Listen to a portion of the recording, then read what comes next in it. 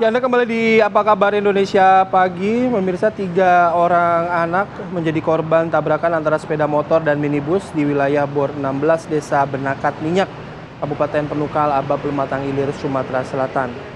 Diketahui dari 3 korban, 2 tewas dan 1 orang dilarikan ke rumah sakit. Menurut warga, di lokasi kejadian kerap terjadi kecelakaan karena kondisi jalan yang lurus dan menurun, sehingga membuat kendaraan yang melaju dengan kecepatan tinggi tidak dapat melihat secara jelas kendaraan yang datang dari arah berlawanan.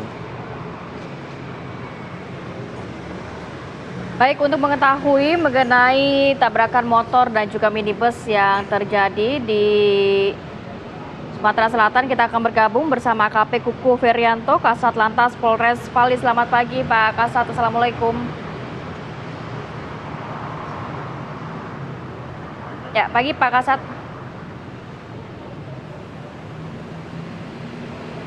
Ya, Pak Kasat. Selamat pagi, Waalaikumsalam. Waalaikumsalam. Waalaikumsalam. Pak Kasat, bisa diinformasikan bagaimana kronologi dari kejadian tabrakan ini, Pak? Baik, Mbak, kami sampaikan kronologi kejadian dari laka lantas yang mengakibatkan 2 anak meninggal dunia dan 1 luka berat. Jadi untuk laka lantas sendiri terjadi di Desa Benakat Minyak, yaitu jalan penghubung antara desa Kabupaten Pali ke Kabupaten Lubuk Linggau. Laka lantas ini terjadi antara R4 dan R2. R4 yang dikemudikan oleh saudara PI dan R2 dikemudikan oleh saudara CT. Pada saat berjalan, pengakuan dari pihak pengendara R4 dengan kecepatan tinggi, kemudian tidak mengetahui adanya kendaraan yang ada di depan, sehingga terjadi laka lantas. Si pengemudi sepeda motor ini berboncengan 3 atau bagaimana, Pak? Untuk sampai saat ini untuk motor benar, Pak, mereka ini berboncengan 3 dan anak-anak di bawah umur semua, 1 umur 14 tahun, 13 tahun, dan 7 tahun. Pak Kasat, tadi Anda mengatakan bahwa si pengemudi mobil tidak melihat ada kendaraan roda 2. Ini apakah karena faktor jalanan yang gelap kah, atau lagi hujan kah, atau seperti apa? Kok bisa tidak melihat ada kendaraan di depannya? Karena kalau sesuai dengan BAP yang kami dapat dari yang bersangkutan adalah kecepatan tinggi dan karena kurang konsentrasinya beliau sehingga menyebabkan terjadinya laka lantas. Oke. Nah, laporan dari warga juga beberapa kali kecelakaan ya sempat terjadi juga, Pak, di wilayah yang sama.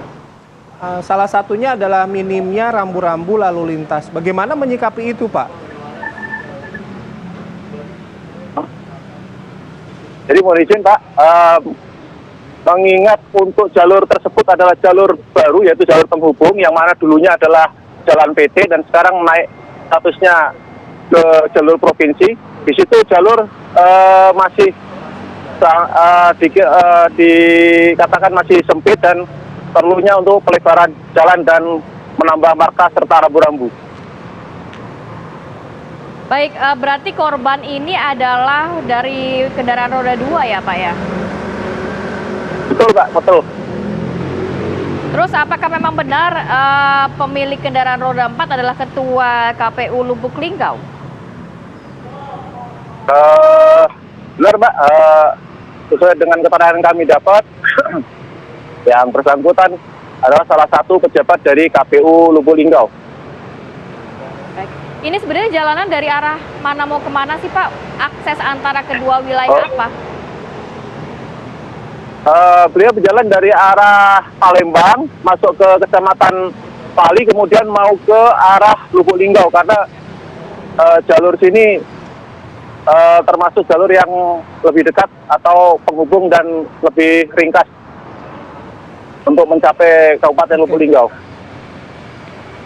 Oke, Pak, bagaimana antisipasinya, Pak, dari pihak kepolisian di jalan ini? Anda tadi, Pak Kuku kan menyebutkan bahwa ini kan baru beralih menjadi status jalan provinsi gitu ya, masih perlu dilebarkan jalan dengan marka-marka dan lain sebagainya. Antisipasi kejadian kami untuk serupa kedepannya, tidak terulang lagi, mohon Pak. izin Pak, kami sudah melaksanakan kegiatan patroli di seputar di jalur penghubung tersebut. Kemudian kami juga menambah rambu-rambu menggunakan banner. Untuk sementara kita menggunakan banner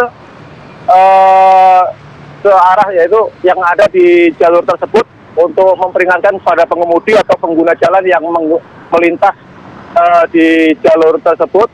Untuk sementara kami menggunakan banner dan ke depan kami akan menyurati PU provinsi untuk melakukan pelebaran jalan dan menambah lampu penerangan serta marka jalan serta rambu-rambu. Oke. Baik, Pak Kasat, kalau melihat ini kasus kecelakaan lalu lintas, apakah nantinya akan diproses secara hukum atau bagaimana? Diproses secara hukum, Mbak. Berarti pengemudi kendaraan roda 4 ini diamankan sudah oleh pihak kepolisian ya? Untuk kendaraan R4 dan R2 diamankan. Oke, termasuk pengendaranya ya Pak? Termasuk pengendaranya. Siap. Nantinya akan dikenakan pasal apa Pak untuk pengendara mobil ini? Kami akan mengenakan pasal 30 ayat 1, 3, dan 4 yang mana berbunyi karena kelalaiannya mengakibatkan rugi material, yang pasal ayat 3-nya karena kelalaiannya mengakibatkan luka berat, dan yang ayat 4-nya mengakibatkan meninggal dunia. Dengan ancaman hukuman? Untuk ancaman hukuman 1 tahun. 1 tahun penjara? Ya. Ya, baik, terima kasih banyak Bapak AKP Kukuh Ferianto, Kasat Lantas Polres Pali sudah berbagi informasi pada kami pada pagi hari ini. Sehat selalu Bapak, selamat bertugas kembali.